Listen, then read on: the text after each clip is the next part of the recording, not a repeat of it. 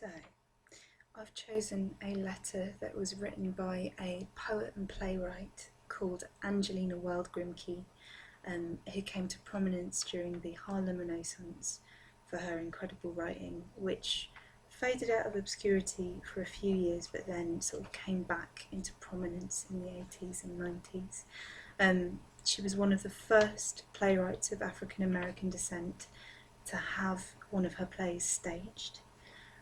It's called Rachel, by the way, in 1920. And a lot of her poetry traverses queer desire. It's interesting because the letter I've chosen was written when she was 16, and she wrote the letter to a female classmate. Interestingly, we don't know if this letter was ever sent or received, but I think it really articulates adolescent longing and perhaps the difficulty of loving someone and not knowing if that can be reciprocated, but on a wider level how society would respond to this sort of love, which is being beautifully, kind of quiveringly delivered here.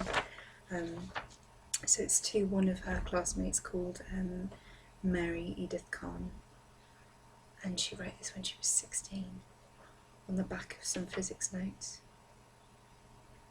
My own darling Mamie, I hope you will not be offended, my love, if I, your purest, devoted admirer, call you by such familiar names.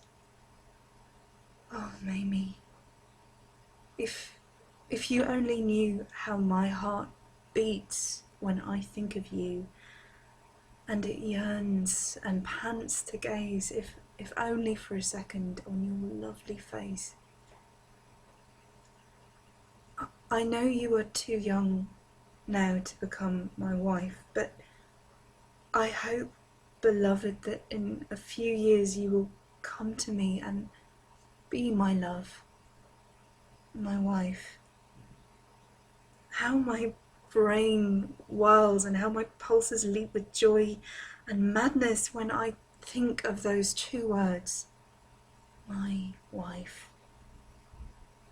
Oh, my love, I pray, do that which makes me happy forever. Your passionate lover.